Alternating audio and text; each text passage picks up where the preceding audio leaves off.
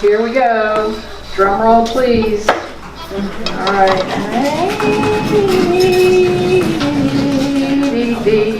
Yes. All right. You are welcome to fill out one of these. I'm calling them jar cards because they're in a jar. But they're cards about the way you feel about Spiritual Soul Center. If you put your name on it, you get to read it. And so today, Star, you get to read your card.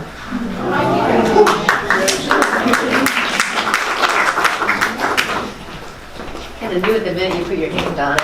You did? Did it have something on the back? No. Can you hold that close to your...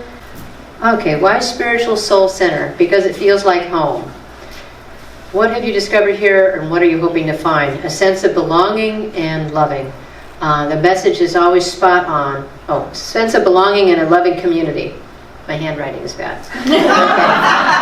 How does it feel here, or how are you hoping it will feel? It feels welcoming.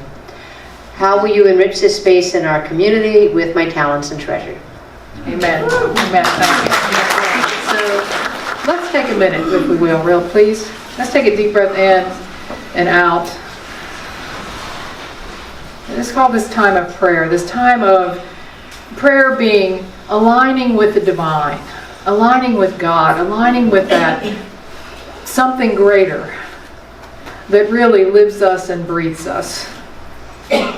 To settle into our heart space, to get out of our mind, to take that road traveled from the mind to the heart and simply sit in stillness, to recognize the awesomeness of life right here, right now. To align with that, to get out of the us and them, to get out of the good and bad, to get out of all of the traumas of the world. Aren't there enough of them? Yes. But we can come to this place, this eye of the storm as it were, and experience the peace and the strength and the hope that is God itself. To know that at this very moment, there is nothing that we need. That we can sit and be grateful for life as it is in this moment, for God as it is, for the divine as it is, for the pulse of life that lives us. And for that, at this moment, we all are ever so grateful. And so it is. Amen.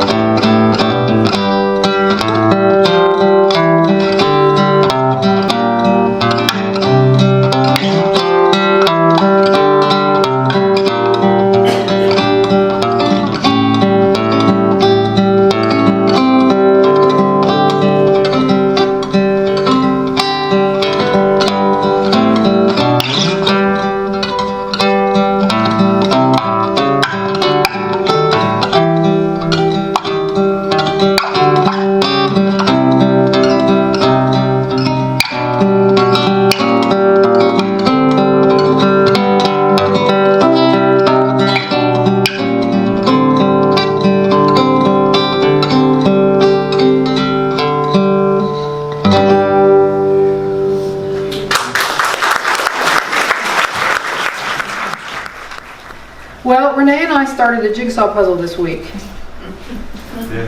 I was up in Pennsylvania a couple weeks ago to see my mother, and we went to Falling Water. For the first time I saw Falling Water. Anybody been to Falling Water? Frank Lloyd Wright's house up in Pennsylvania. Never been there before, and they have the greatest, it's not a gift shop, it's like a museum shop. It's really, really cool. And I bought several things there, and one of the things I bought was this jigsaw puzzle. And it had a Frank Lloyd Wright pattern on it, and it was very geometric. It had circles and lines and colors and blocks and everything, and it was really, really cool. And, you know, when you first open a jigsaw puzzle, it's like this. Right? It's like this. But one thing you know when you open a jigsaw puzzle, if it's brand new, that all of these pieces will create a picture, right? And the complete picture is right here, but it just doesn't look like it, right? It doesn't look like it. Like there's a lot of effort that goes into making that happen, and this was a 1,500 piece one that Renee and I almost stopped several times because it was really hard. But we did finish it. But it takes time, right? Like the whole picture is there, but it does not emerge just because the whole picture is there, right? It takes time. You got to look for the edges and then the lines and the colors and the patterns and what the little heads look like and what the little all those things. It's all there. And sometimes we get so frustrated we got to get up and walk away.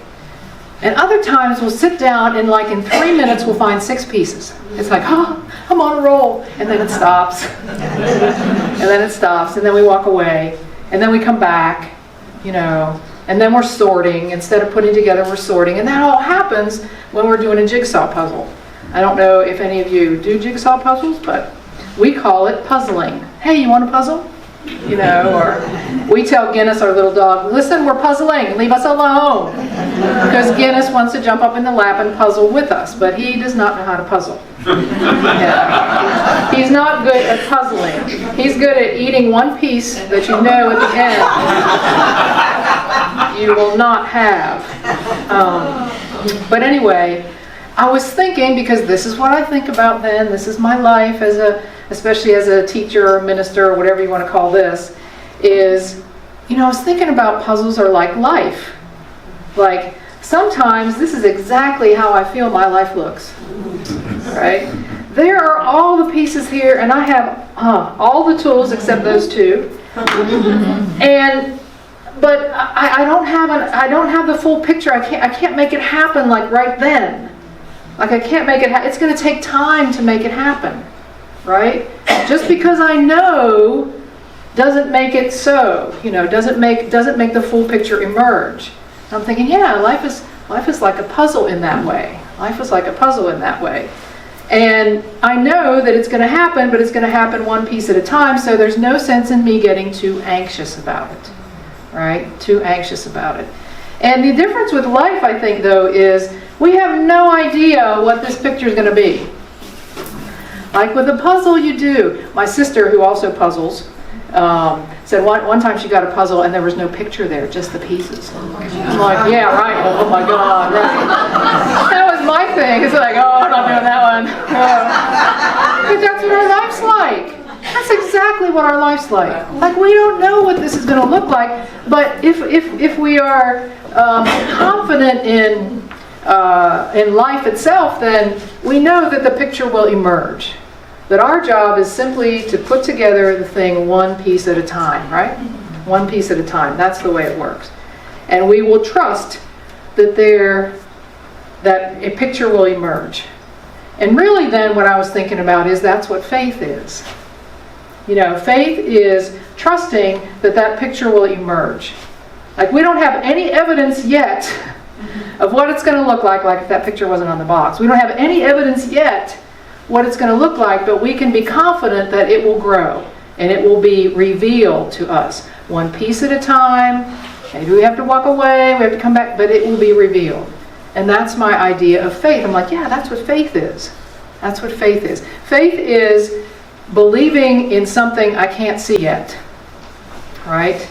And there's a lot of times you hear from this place as well, there's a lot of wisdom of living in the moment. I say, well, we should live in the moment, because that's the only thing we have. Well, so when I think about faith and this idea, though, it's about living in the moment and knowing that I can see beyond the moment, that there's something greater beyond that moment, like that puzzle, like this being my life. Like there's something greater than this moment of disarray, of the moment of discouragement, of the moment of uncertainty and not knowing what to do. Yes, be in that moment and know, because of our faith, because we can see beyond that moment, that there's something else that could be going on here. There's something else. There's something greater. In my way of thinking, there's something, the divine, there's this pulse and this energy of these 7.5 billion people that is beyond that. So what is this idea of faith? You know, it reminded me of a quote from Harriet Tubman. Now, you know who Harriet Tubman is. She led many, many slaves from the South to the North to freedom. She had no training. It was like this. It was like this through the swamps of North Carolina and Maryland and Virginia, and she's leading these people. And as a side note here, if I was with her, the mosquitoes would get me first. I mean, I can't imagine standing in the swamp with Harriet Tubman and her saying, "Wait a minute." I mean, the mosquitoes would carry me off. You know, I would be dead. This white girl, dead. Dead. But that's a sidebar. So, mosquitoes are on my mind because it just makes me itch thinking about them right now. Here. But Harriet Tubman, she had no training to do this. She had no training. You know what she said? "I see by faith, not by sight." I see by faith, not by sight. In other words, what she was telling me is, you know, yes, there's this thing that looks incredibly difficult. How I could ever get through these armed soldiers and across these rivers and swamps and by moonlight and doing this. But I see by faith. I see beyond the current moment. I am in that moment. Oh, yes, I am. But I see beyond that. And that is the idea of faith. I thought, yeah, that's what it's about. That's it right there. So now I'm going to ask you to make a leap here, because that's what I did this week. And there's this use of faith, this ability to see that I want us to consider. Because this is something, I want to talk about something that we, most of us, avoid, that most of us resist, that most of us don't have a lot of practice at because we avoid and resist, that most of us wish would never have to happen to us ever at all. It's a mystery, isn't it? Are you ready for it? Yeah. Oh, it's a big one. Asking for help. Asking for help. You know it's true. How much you resist asking for help. Because we think asking for help makes us weak. We think we're not good enough. We can't handle it on our own. What's wrong with me? I can't help. Or maybe we're afraid of the answer we get when we ask for help. Maybe we're ashamed. You know, maybe we're ashamed that we need to ask for help. Maybe that's it. Maybe we're thinking, oh, well, why would anybody want to help me? Maybe we feel unworthy. Or maybe we don't ask for help because we think somebody will say no, especially when we need it. See, we have this whole thing mixed up. And that's why I'm saying, if faith allows us to see beyond the current moment, which needing help might look like this, if it allows us to see, what if needing help isn't about that at all? See, this is where I want you to stay with me. What if needing help isn't about, I'm broken and not good enough? What if we could use our ability to see beyond to know that there's something bigger going on here? There's something bigger than me needing help or me feeling I need help. Right?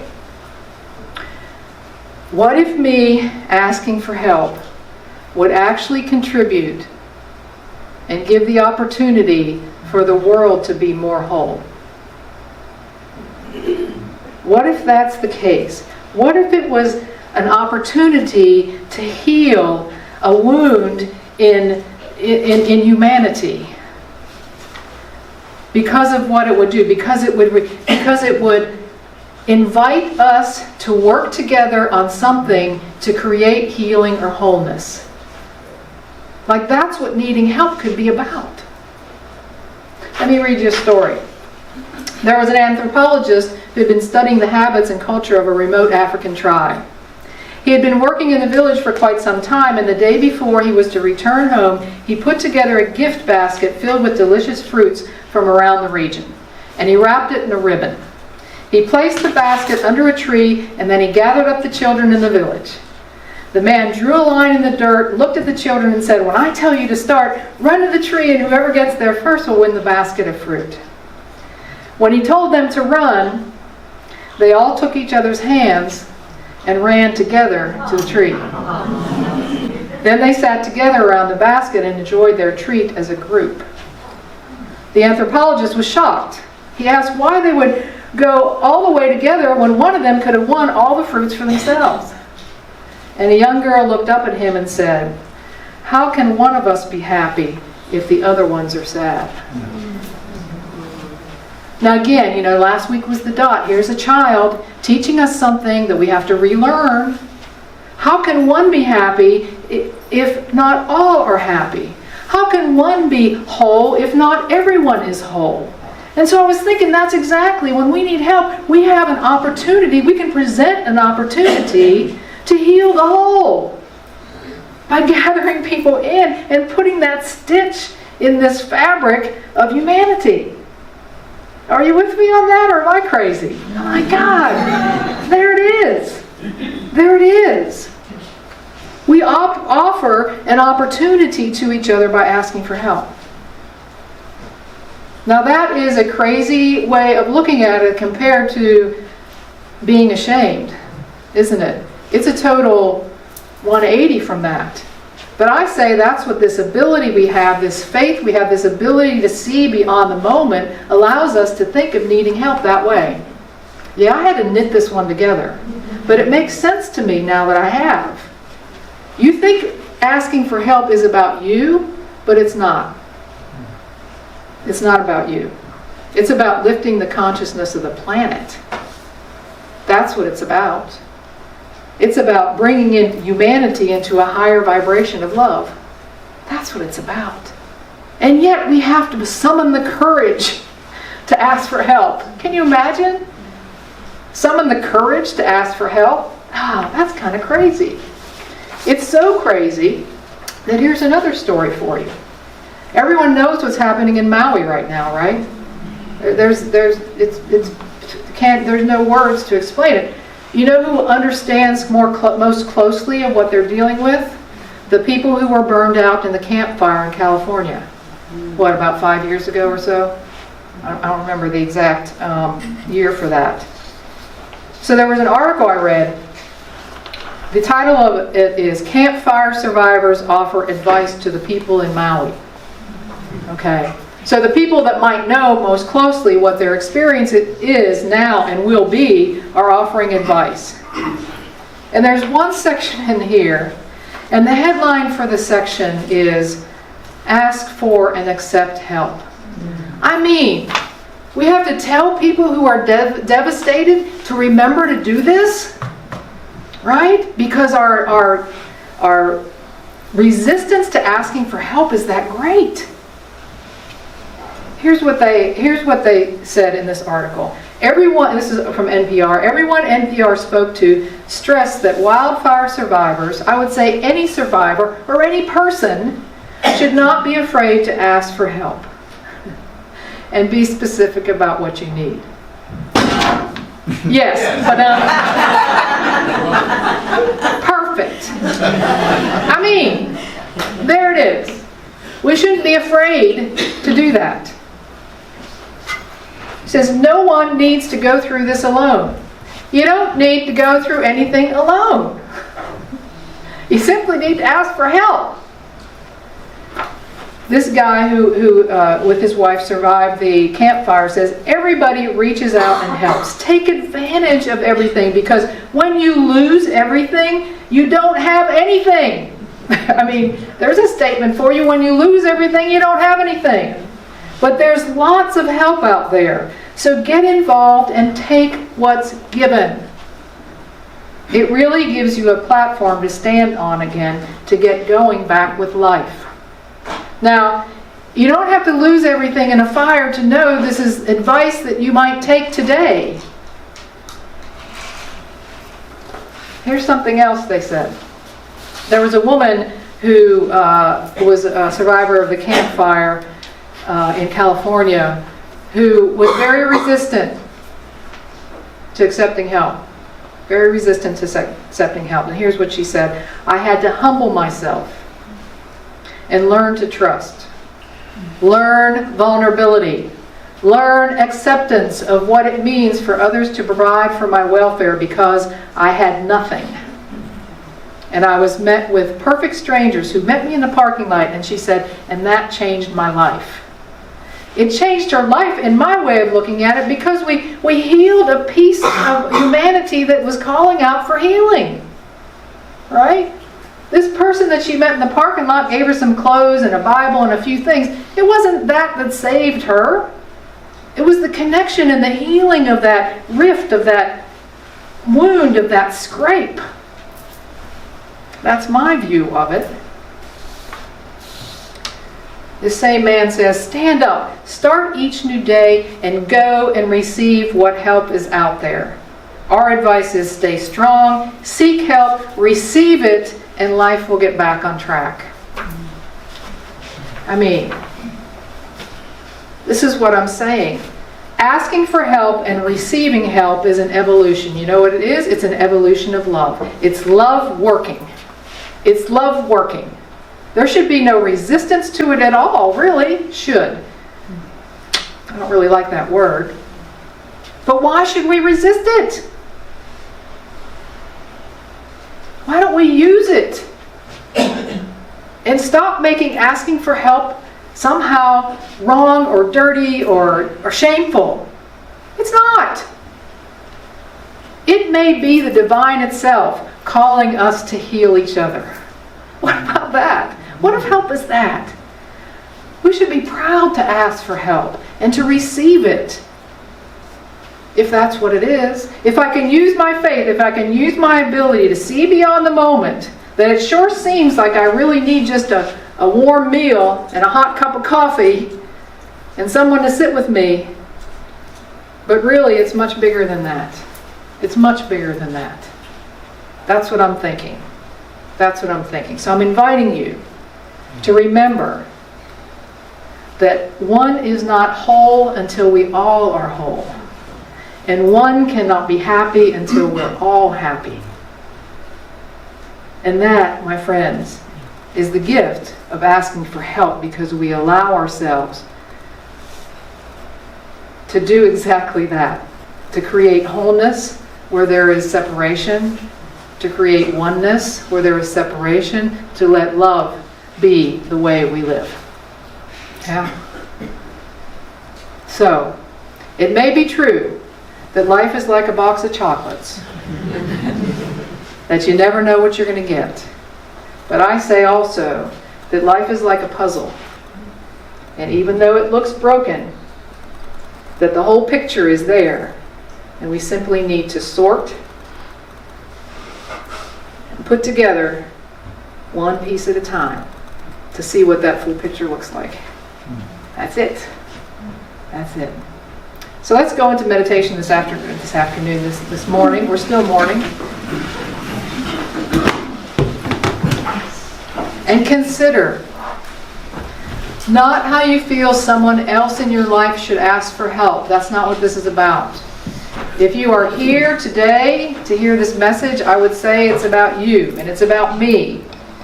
Remembering for myself, how is it that I resist asking for help? The simple things.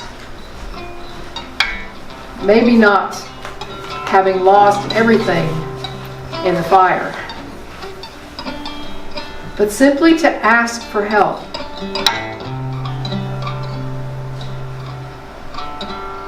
To know that it is much greater than the apparent lack or limitation that I see or that I feel in my own life. It is an opportunity for healing and for wholeness. It is an opportunity for us to join hands and run together toward the basket of fruit and to eat it, smiling at each other. So for just a few moments, let's sit together.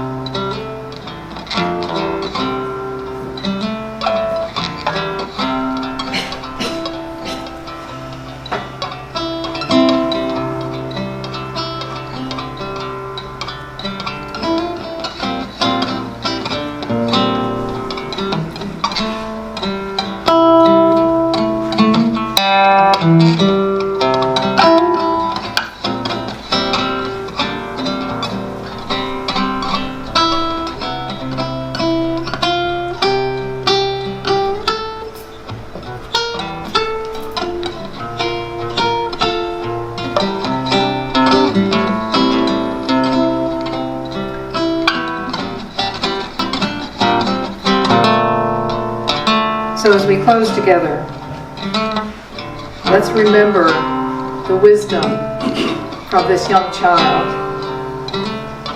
How can one of us be happy if the other ones are sad? Amen.